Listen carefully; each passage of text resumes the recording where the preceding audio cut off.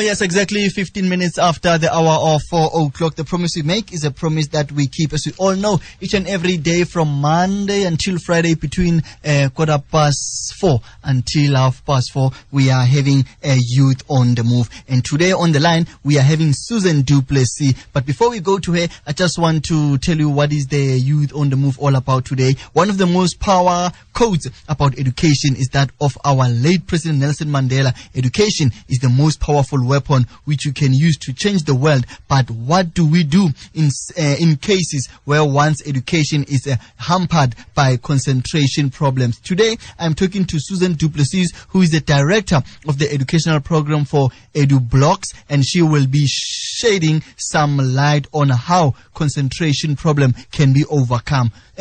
Susan, good day and welcome to Road 326 powered by CLC. Hello, Muketi. It's very nice to be on the show. Definitely. And how are you doing today, ma'am? I'm wonderful. I can't wait to inform you about concentration. Oh, yes. Without wasting any time, Susan, it's coming up to exam season and children need to remember what they have learned, but some struggle to do that. What are the three kinds of attention problem children can experience?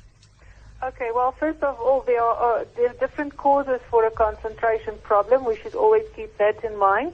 First of all, obviously, there can be physical reasons. The child might be ill. A hungry child obviously cannot concentrate, so we always need to make sure that our children have eaten well before they go to school. Then we obviously get emotional reasons as well. The child may be stressed. He might have been bullied, or there might have been some trauma in the family. And then definitely one that we very often see is a lack of cognitive skills. The child cannot concentrate properly.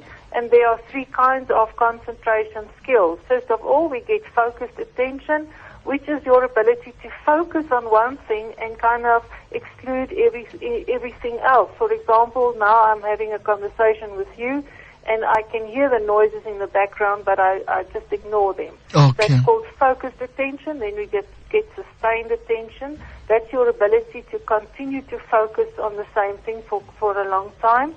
And then also divided attention, which is kind of your ability to do two tasks at the same time. For example, a simple example would be if you're watching television while you're having dinner at the same time. But obviously in school, we need that skill to a much higher degree.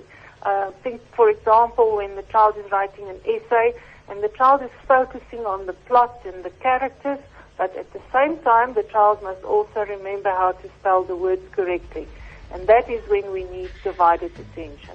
Okay. Other thing is that lack of concentration is often linked to poor memory. So when parents think their children has a concentration problem, could it be something else? Absolutely, definitely.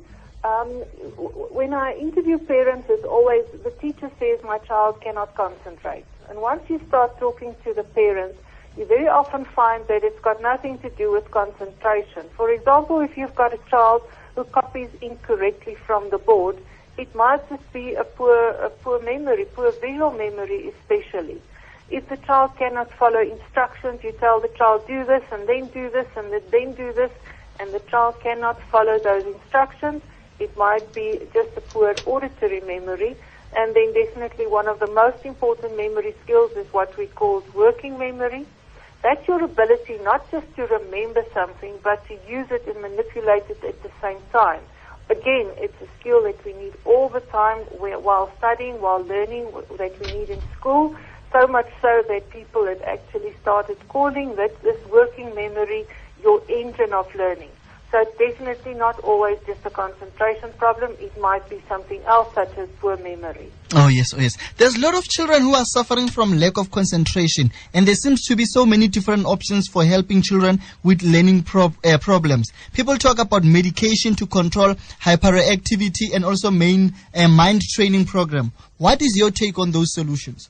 Okay, Muketi, it must be clearly understood I'm not a medical doctor, so I can't give any medical advice. Okay. But I do read the research, and one of the things that you always find, children who use stimulants, we really need to think before we go that route. We need to consider all other opportunities. Once you've done everything else and nothing has worked, that might be something to consider, simply because of the side effects. I mean, some of the side effects of these stimulants can be life-threatening, and also we should consider that using stimulants does not solve the problem. In the long term, it might seem so for now. The child might focus in the classroom, but once you stop taking the medication, the problem comes back. So it's not a permanent. It is a solution for some children, but it's never a permanent solution for any child. Okay. So do you have any fun games or practical exercises that parents can do with their children to help them improve their concentration? Yes, there's a lot that parents can do. Obviously, parents are the most important educator for their children. Something if you can try, there are a lot of things. You might Google and get something on the internet, but something you can try is to make a child sit still in a chair, and he must try to see how long he can do it without moving, and then every day try to break his record, and in that way he will learn to sit still, which is very important for concentration. You can try things like crossword puzzles and picture puzzles, etc., or you can tell the child stories and then let the child recall the sequence of events, etc. So there are many ways that parents can help their child at home to improve their concentration abilities. Oh yes, exactly 22 minutes after the hour of 4 o'clock. If you have just tuned in here on a Road 3 to 6 powered by CLC, I'm saying you are more than welcome. Today, I'm talking to Susan du Plessis, who is the director of the education program for Edublox. Right now, we are quickly going for a short break. When we come back, we'll be still talking to Susan du Plessis, telling us more about lack of concentration. For now, let's quickly go for a short break.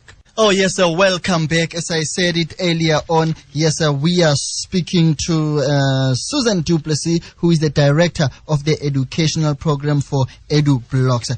Susan, coming back to you. Tell me about the Stroop test. What is it all about?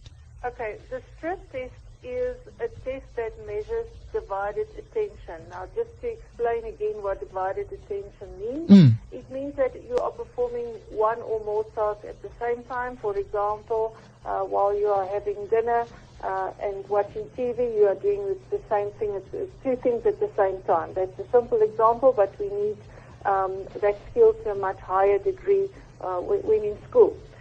But this test is a test for divided attention, and it can also be used as an exercise to improve divided attention.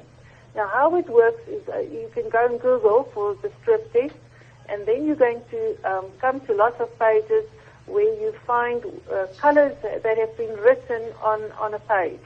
For example, if you take the word, you will find the word black, but then it hasn't been written in black letters, it's been written in red letters. Yes. And then what you have to do is that instead of saying the word, you have to say the color.